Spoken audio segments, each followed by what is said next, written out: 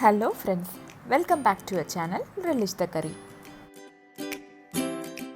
இன்னைக்கு எபிசோடில் நாம் பார்க்க போகிற ரெசிபி ரொம்ப டேஸ்டியான ஒரு மட்டன் தம் பிரியாணி.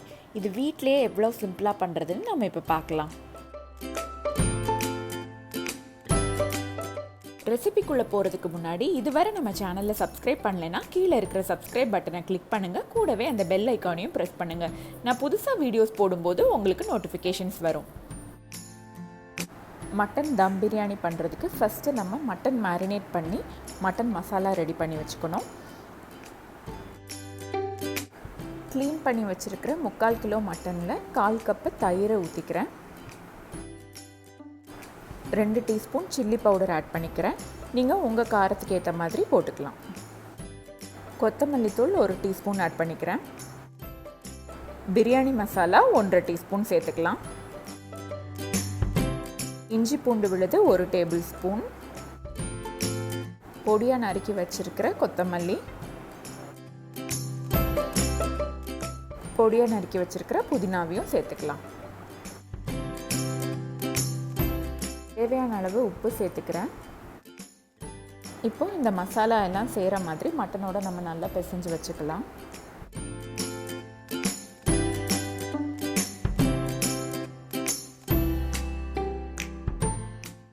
இப்போ இந்த மட்டனை நான் ஒரு 4 மணி நேரம் ஊற வச்சுக்கிறேன். இதை வச்சு நம்ம மட்டன் மசாலா தனியாக ரெடி பண்ணிடுவோம். அப்புறமா ரைஸை ஒரு 3/4 குக் பண்ணிவிட்டு இந்த ரெண்டையும் லேயர் பண்ணி நம்ம தம் பிரியாணி எப்படி பண்ணுறதுன்னு பார்க்கலாம். இப்போது லேசான சூடில் இருக்கிற பாலில் குங்குமப்பூ நான் கொஞ்சம் போட்டிருக்கேன். இது லேயரிங் பண்ணும்போது கலருக்காக நம்ம சேர்த்துக்கலாம். இப்போது ரைஸ் நம்ம ரெடி பண்ணிடலாம். அதுக்கு ஒரு பெரிய பாத்திரத்தில் தண்ணி சூடு பண்ணி பட்டை, கிராம்பு, ஏலக்காய் இதெல்லாம் போட்டு கொதிக்க வைக்கிறேன். அரிசி வேகிறதுக்கு தேவையான அளவு உப்பு சேர்த்துக்கிறேன். பாஸ்மதி ரைஸ் தனியாக 30 நிமிஷம் ஊற வச்சு வடித்து வச்சுருக்கேன். இப்போ இதை நம்ம அந்த கொதிக்கிற தண்ணியில் சேர்த்துக்கலாம். இந்த அரிசி ஒரு 80% நம்ம குக் பண்ணணும். இது ஒன்றோட ஒன்று ஒட்டாமல் இருக்கிறதுக்காக நான் 1 ஸ்பூன் நெய் இது மேலே ஊற்றிக்கிறேன். இப்போது எனக்கு அரிசி ஒரு 80% குக் ஆகிருக்கு. எனக்கு இது குக் ஆகிறதுக்கு ஒரு 13 நிமிஷம் ஆச்சு. நான் இப்போ இந்த குக்கான ரைஸை தனியாக வடிகட்டி வச்சுருக்கிறேன். இது உதிரி உதிரியாக நமக்கு நல்லா வந்திருக்கு.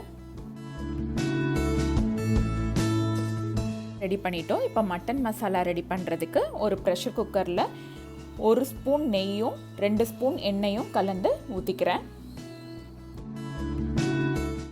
இப்போது நீளமாக நறுக்கி வச்சுருக்கிற 3 வெங்காயத்தை நான் இதில் சேர்த்துக்கிறேன். தேவையான அளவு உப்பு சேர்த்து இதை நல்லா வதக்கிக்கலாம். இது நல்ல கேரமலைஸ் அதாவது நல்ல டார்க் ப்ரௌன் ஆகிறது வரைக்கும் நம்ம நல்லா வதக்கணும். நம்ம டீப் ஃப்ரையை அவாய்ட் பண்ணிவிட்டு இதை நம்ம இந்த குக்கர்லேயே தான் நம்ம நல்லா கேரமலைஸ் பண்ண போகிறோம் இந்த ஆனியனை. இப்போ ஆனியன்ஸ் நல்லா கேரமலைஸ் ஆகிடுச்சு. எனக்கு இது ஒரு 12 மினிட்ஸ் ஆச்சு மீடியம் ஹை ஃப்ளேமில். இப்போ இதை நான் தனியாக எடுத்து வச்சுக்கிறேன்.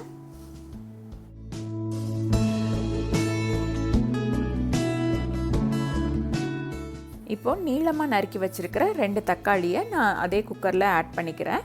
இதை நம்ம நல்லா வதக்கணும்.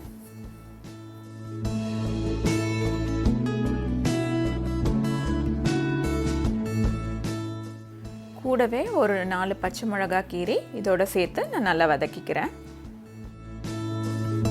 நம்ம மேரினேட் பண்ண மட்டன் மசாலாவோட நல்ல ஊறி இருக்குது. இப்போது இதை நான் இந்த ப்ரெஷர் குக்கரில் சேர்த்துக்கிறேன். ஒரு 2லேருந்து 3 நிமிஷம் இதை நம்ம நல்லா வதக்கிக்கலாம். இந்த மசாலா எல்லாம் ஒன்றோட ஒன்று நல்லா சேரட்டும். இப்போது இந்த கேரமலைஸ் பண்ணி வச்சுருக்கிற ஆனியனில் பாதி ஆனியனை நான் இதில் போட்டுக்கிறேன். இதை நல்லா மிக்ஸ் பண்ணிக்கலாம். ரிமைனிங் ஆனியன் நம்ம லேயரிங்க்கு யூஸ் பண்ணிக்கலாம்.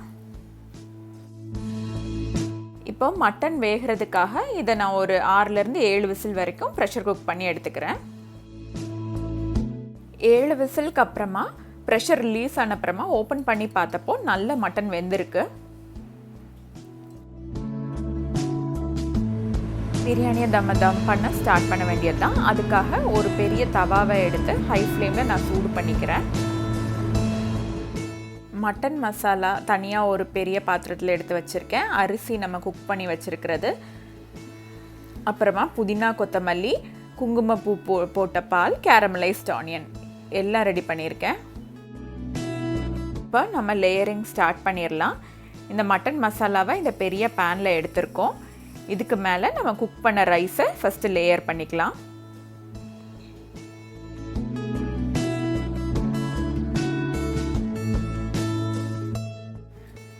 பாதி ரைஸை நான் இப்போ ஆட் பண்ணியிருக்கிறேன். கூடவே புதினா, கொத்தமல்லி எல்லாம் நறுக்கி வச்சுருக்கிறத நம்ம சேர்த்துக்கலாம். கேரமலைஸ்ட் ஆனியனும் அது மேலே நம்ம தூவிக்கலாம்.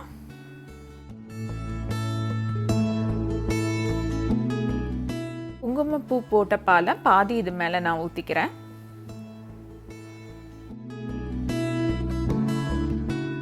இப்போ அடுத்த லேயரில் ரிமைனிங் ரைஸ் ஃபுல்லாக நம்ம சேர்த்துக்கலாம். அதே மாதிரி புதினா, கொத்தமல்லி எல்லாம் தூவிக்கலாம். கேரமலைஸ்ட் ஆனியனும் நம்ம சேர்த்துக்கலாம். மீதம் இருக்கிற குங்குமப்பூ போட்ட பாலை இதோட நம்ம சேர்த்துக்கலாம். லேயரிங் நம்ம ரெடி பண்ணிட்டோம். இனி இதை தம் பண்ண வேண்டியது தான். இப்போ அடுப்பை லோ ஃப்ளேமில் வச்சுட்டு அந்த பாத்திரத்தை நான் தவா மேலே வச்சுக்கிறேன். இந்த பேனில் இருந்து காற்று எதுவும் வெளியே போகாத மாதிரி நான் ஒரு பெரிய வெயிட்டை அதுக்கு மேலே போட்டு தம் பண்ணிக்கிறேன். 20 மினிட்ஸ் இது அப்படியே அந்த லோ ஃப்ளேமில் குக் ஆகிட்டு இருக்கட்டும். 20 மினிட்ஸ் அப்புறமா ஸ்டவ் ஆஃப் பண்ணிவிடுங்க. உடனே திறக்காமல் ஒரு 10 நிமிஷம் கழித்து அந்த மூடியை நீங்கள் திறங்க. இப்போ பார்த்தீங்கன்னா ரைஸ் ரொம்ப பியூட்டிஃபுல்லாக குக் ஆகிருக்கும். உங்களுக்கு அந்த ஃப்ளேவரே ரொம்ப அசத்தலாக இருக்கும்.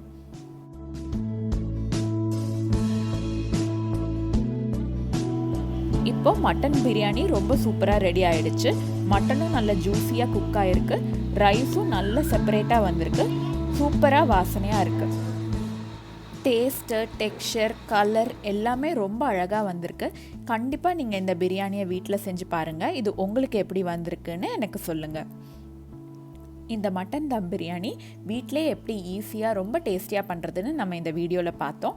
உங்களுக்கு இந்த வீடியோ பிடிச்சிருந்துச்சுன்னா கண்டிப்பாக என் சேனலை சப்ஸ்கிரைப் பண்ணுங்கள். உங்கள் ஃப்ரெண்ட்ஸோட ஷேர் பண்ணுங்கள். இன்ஸ்டன்ட் அப்டேட்ஸ்க்கு என்னோட இன்ஸ்டாகிராம், ஃபேஸ்புக் பேஜஸை ஃபாலோ பண்ணுங்கள். தேங்க்ஸ் ஃபார் வாட்சிங் ரெலிஷ் த கரி. தேங்க்யூ.